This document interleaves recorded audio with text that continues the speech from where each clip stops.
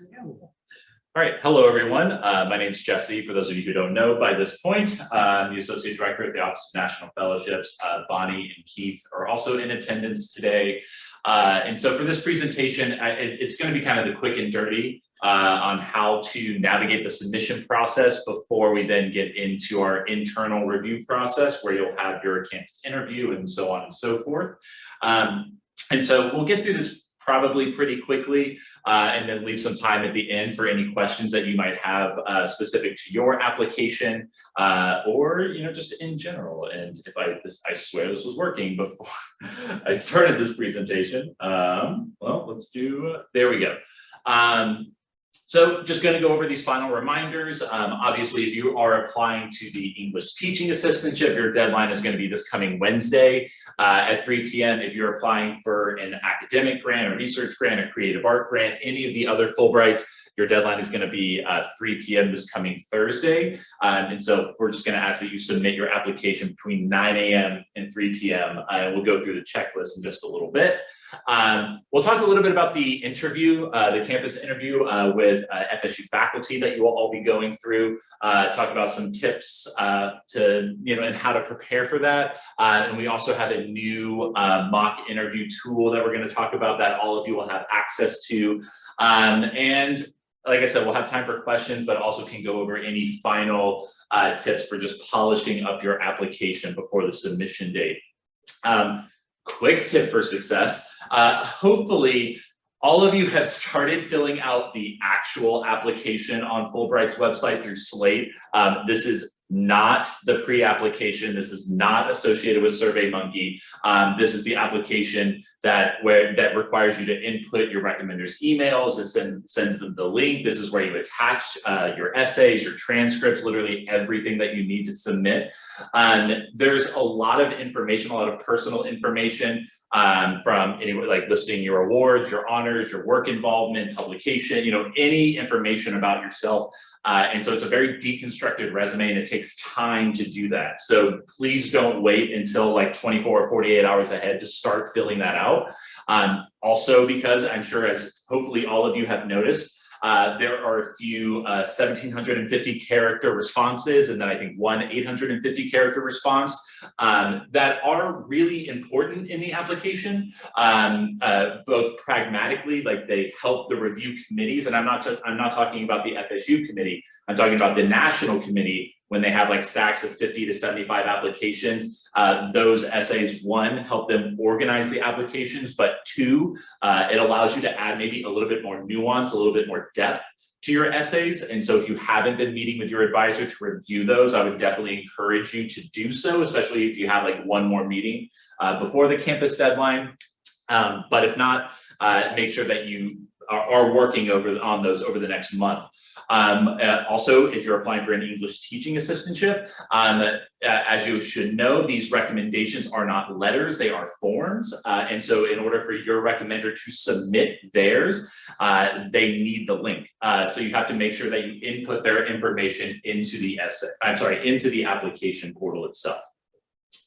Of course, if you have questions as we're going through this, please feel free to just interrupt me. Or just unmute yourself or type in the chat and Bonnie will get to it. So you can find, if you haven't seen it yet, for anyone applying to an English teaching assistantship, you can look up the form. I do apologize, this is such small text, but you can look up what your recommenders are filling out if they haven't filled it out yet. And there are, say, a specific question on this, or maybe they didn't observe you in that capacity, or they just don't know you in that role. Feel free to email them, let them know, like, hey, I would be happy to clarify any questions that you have about the reference form, or if there's anything I can elaborate on, please let me know. So just make sure that you're communicating that with them, or if you want to download this PDF and email them as just a reminder, just like, hey, here it is, again, happy to clarify anything. Hopefully this is redundant. This is, for any of my students, I do apologize, this is a pet peeve of mine, is please, for the love of God, make sure that your formatting is correct. There's the blatantly obvious when it comes to, single space, 1-inch margins, 12-point font, Times New Roman, but the heading is something that I have seen in worst case scenarios. I have seen where applicants have included the United States of America as the country. It is not where you're from. Please at this point know that it is the country you're applying to. For some, I know like the project title, especially if it's a research project or if it's a creative art project, can be a little tricky. Talk to your advisor about that. Talk to maybe your PI or maybe talk to one of your mentors to come up with a title so it's not just a little vague and just a little bland. And then something to remember is and I've seen this still for some applicants, the first line on the second page of your statement of grant purpose does have its own header. I'm sorry, it's not a header. Do not put it in the header. Heading, that is simply your last name, grant purpose, page 2. That is the first line of your second page, and that's for anyone that has a 2-page statement of grant purpose.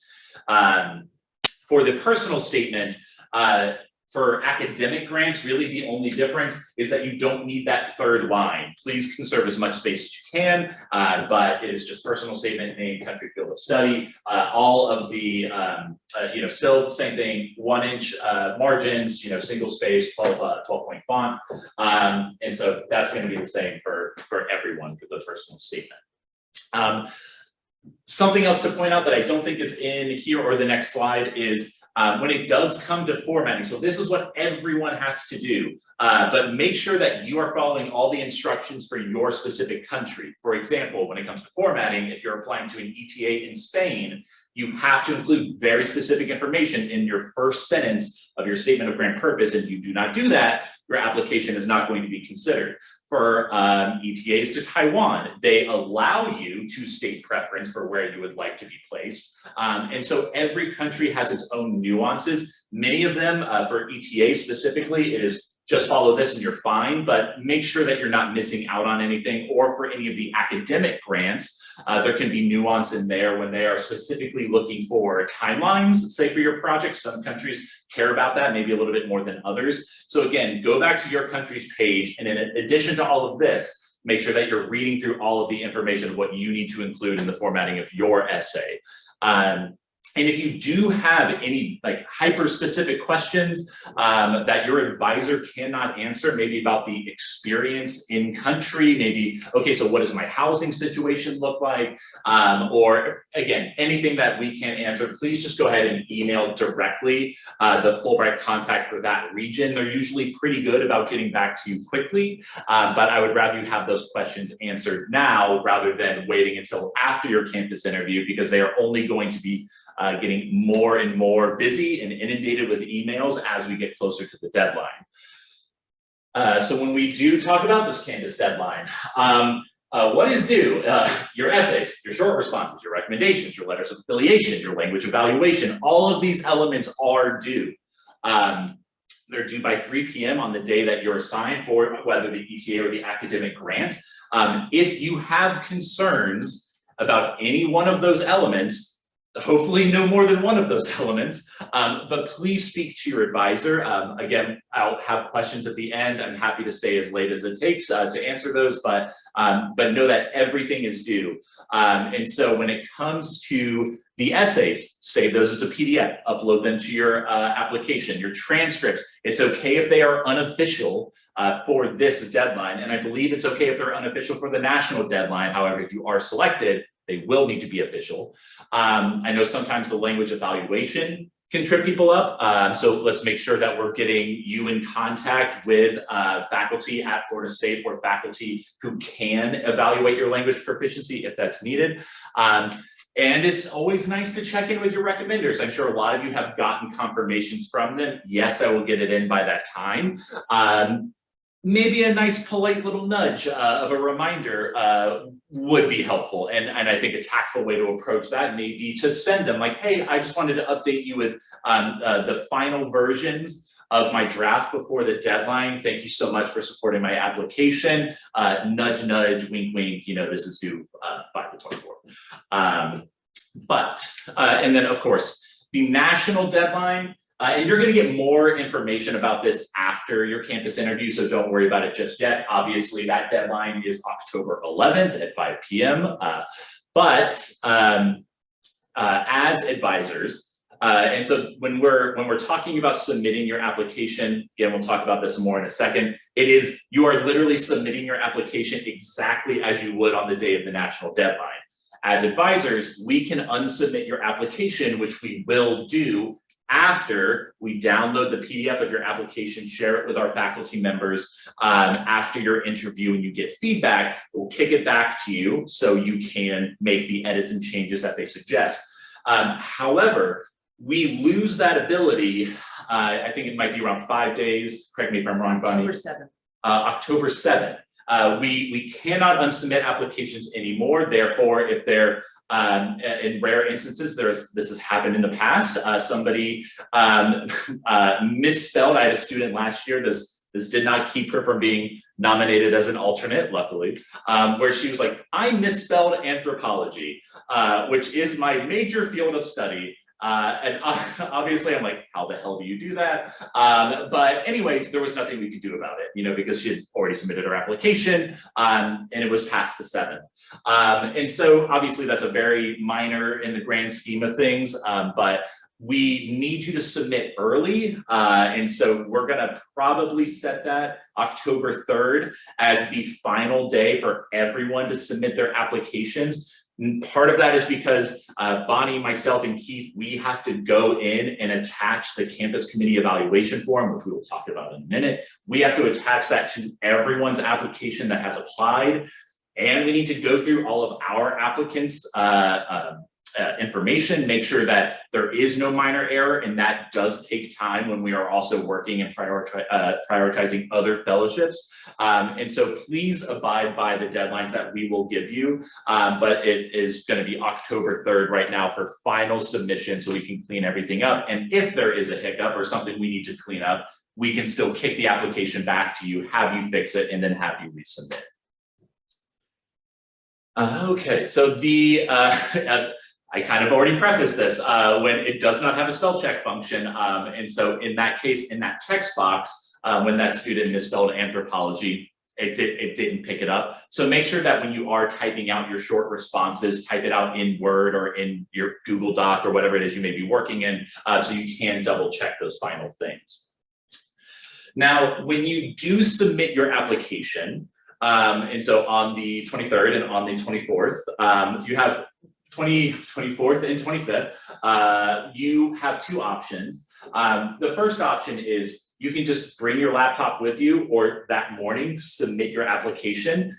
Bonnie, myself, Keith, we are going to be in the office all day. We have this blocked off on our calendar. You can just come sit down with us, and we are going to fill out this checklist, whether you're applying for an academic or an ETA grant, that literally will let us know what elements you have submitted. If you say, maybe I have my letter of affiliation for my academic source, but maybe I'm still waiting on my secondary affiliation from, who knows what.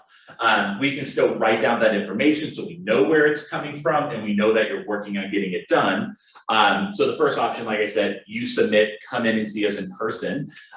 Bonnie is also going to create and circulate a link to where if you want to submit it and just hop into the Zoom call that we will just have up all day, we can also fill this out virtually. So you have either option. If you're on campus, great. If you're not, great. Or, I've had students that have just called me. You can find, I would prefer you to hop on Zoom. I hate talking on a telephone, but that's been the same since like 2012. But you can call me, I will answer. You can find my number on our office's website. But anyways, this is what we're gonna be filling out. Again, between 9 a.m. and 3 p.m. on the day of your deadline. When you submit, so if you know that I have very limited times where I can schedule my campus interview, then you might want to submit a little bit earlier rather than later. So it's a first come, first served basis. When you submit, we go through the checklist make sure that everything's complete, or we mark any element that may be missing. And then we allow you to sign up for your interview time. And so anyways, okay, so all of our interviews this year are going to be over Zoom. And part of that is we're going to record the 20 minutes or so that you have for your interview, and any time that you have for questions, and we're just going to send you the interview. So you have everything that was discussed, all of the critiques and feedback that they gave. And also, I think it would be nice preparation for if you are asked as a semi-finalist, hopefully, to give an interview. It also gives you a little bit of prep to see yourself interviewing over Zoom. And so, yeah, again, I've already said this, but after you submit, that is how we are able as advisors to download all of your materials and share it with our faculty committee. Now, when it comes to the interviews, you probably have heard this already. And so we have committee members from many different areas of expertise. Some are former Fulbrighters, not always as undergraduate or graduate students. Some of them are faculty Fulbrighters, which is a little bit different. Usually their awards are for a bit of a shorter duration. But regardless, they have knowledge of the award. They 9.9 times out of 10 have their own international experiences, or they're from fields of study where we just get a lot of Fulbright applicants on a yearly basis. But there is no guarantee that, say, I'm applying for an ETA in South Korea. There's no guarantee that someone on my committee will have expertise in that region. At the national review level, that there will be some people who have expertise in South Korea, who have done Fulbrights in South Korea, but at our level, you will be interviewing with academics, just not necessarily in your field of study. Now, you have only about 20 to 25 minutes, and it's likely going to be about 20 minutes for them to ask questions, and then usually about 5 minutes for you to ask questions, because then the last 5 minutes is usually reserved for the committee after you log off to deliberate, decide who will be writing the CCU form. And so just to reiterate, part of why we want you to have a complete application is like 20 minutes goes by very quickly, and you don't want to waste even like 2 or 3 minutes for them. Oh, well, we see that you're missing a letter of recommendation. Do you know where that's coming from? Or your affiliate, that's precious time that could be spent discussing your application and feedback and ways to improve. So make sure that you hop into the Zoom room early. We'll just have you in the waiting room, and then we'll let you in a couple minutes early if we can, but we'll try to make sure that we are sticking to that strict schedule. This will also be good preparation just for conducting an interview over Zoom. So, go ahead and in the week and a half leading up to this is either find a good spot in your house where you have good Wi-Fi, find a place on campus, reserve a room in the library if you would like to, but just make sure that you have a space where you'll be uninterrupted. Everyone has their own tricks of the trade, whether that's stacking textbooks to put your laptop on top so you have more of a less looking straight up my nose and more looking me straight in the eyes, whatever works for you. And then we'll also make sure that we send out this link for this last bullet point. Big interview is offered through the Career Center at Florida State. And we've created 3 mock interviews, one for a general ETA application, one for a general research grant opportunity, and then one for a general academic, as in I'm pursuing a master's or PhD degree abroad. And so I believe it's about 11 questions, but I think it's we've pulled from questions that our students have received in the past, both at the our level and at the next level, the international level. So feel free to use that if you would like, and you'll get the link to that interview, similar to what you'll get for when you go through our official campus interview, just to make sure that you are prepared and able to see yourself. There is no feedback with the big interview. However, if there is something that you notice and something that you would like to talk about with your advisor, feel free to bring that up in a following meeting. But yes, we don't give direct feedback on those. Other tips for success. So obviously, when the committee is interviewing you, anything in your essays, anything in your application is fair game.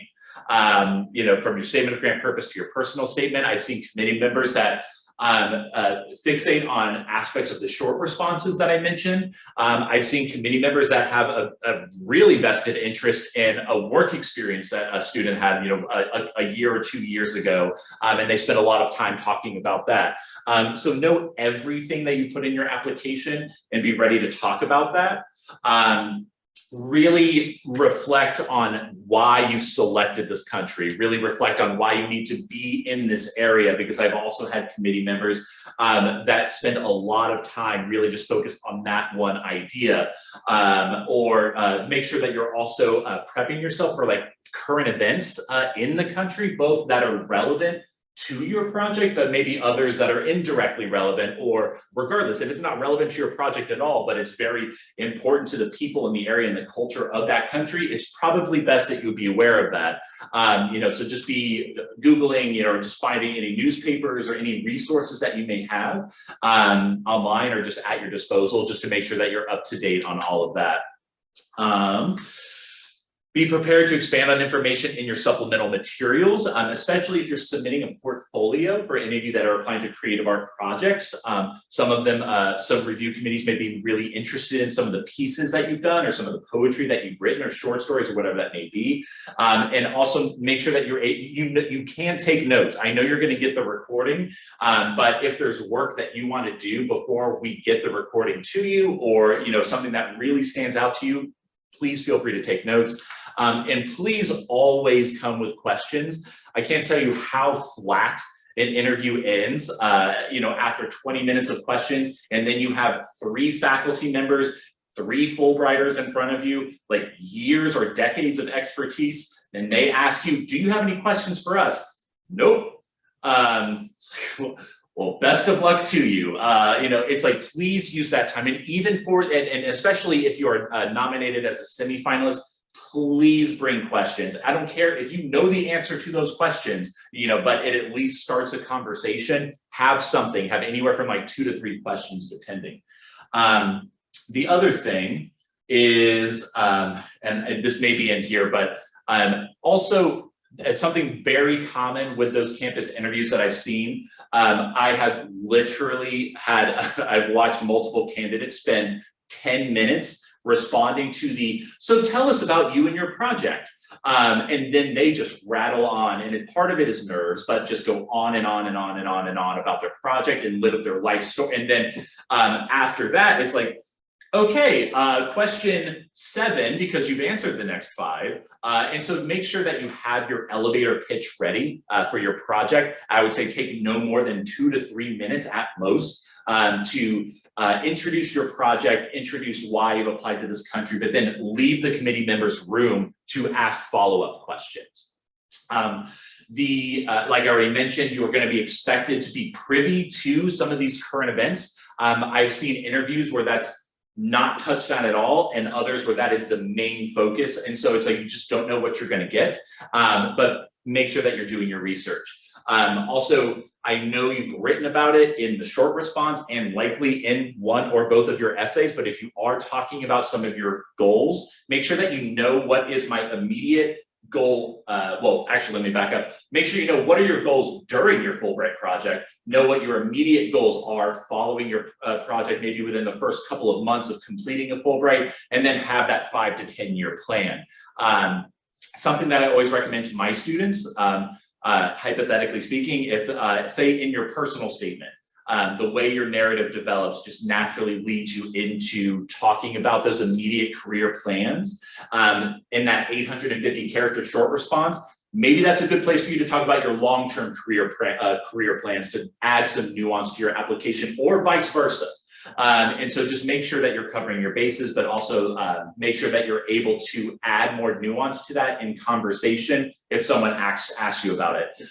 You know, whether that's specifics as to, this is the graduate institution I would like to attend, or these are some of the other certifications I'm looking to get before I take this next step, or this is where I'm looking to intern, whatever that may be. not to beat a dead horse, obviously they're going to be really interested in why you've chosen the country that you've chosen, but also think about what is going to be challenging, both when it comes to your project, when it comes to teaching in the classroom, but also personally. I'm rather introverted. I know that going to a new country with a new language, with a new culture is going to be very, so think both personally and in relation to your project, but also have ideas for how you're going to meet those challenges.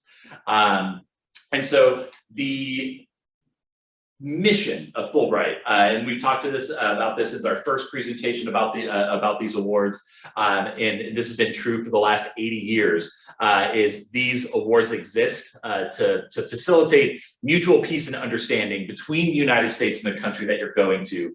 So also spend a little bit of time thinking a bit larger than just your specific project.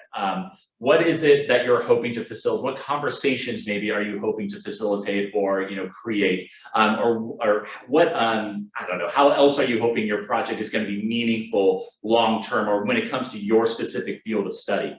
But that's something that also comes up very frequently in these interviews. And so the whole point of going through this process is because you get this beautiful sheet of paper that will have hopefully lots of writing on it because your interview went so incredibly well. And this is going to be one of the committee members that maybe resonates with your project, maybe is from your field of study, or maybe has studied, someone will sign up to do this. And so they're going to answer these questions. So this is the one for the study research, this is the one for the ETA. And these are forms that you can also find on Fulbright's website if you wanted to go in and read the specific questions. But this is the committee's ability to not just talk about your qualifications. I think your merit is going to be incredibly obvious from your application.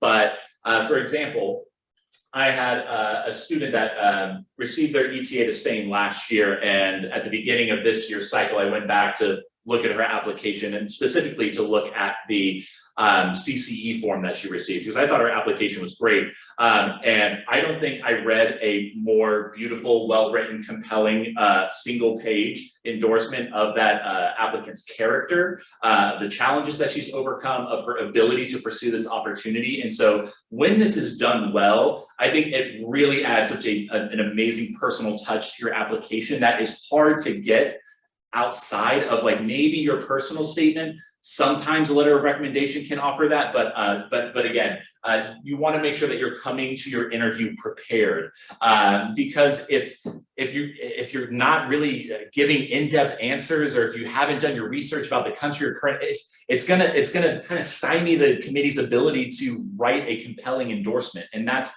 not helpful for you. It's not helpful for the committee. And so if you have any concerns, talk to your advisor, use our resources through Big Interview, or I have a list of sample questions that I'd be happy to share with you. So feel free to email me, or just, attach that, we can send that out to you. But either way, let us know if you have concerns, and we're here to help you prepare. That is really it. I don't know what the final time is, but 30 minutes, not too bad. And so ETAs are due by 3 p.m. on the 24th. Academics are due by 3 p.m. on the 25th. So if that is all the information you need, thank you so much for joining, and best of luck making these final changes. But if you do have questions, myself, Bonnie, and Keith would be happy to spend the next 10 minutes, however long it takes, to answer those questions or concerns that you have. But thank you so much.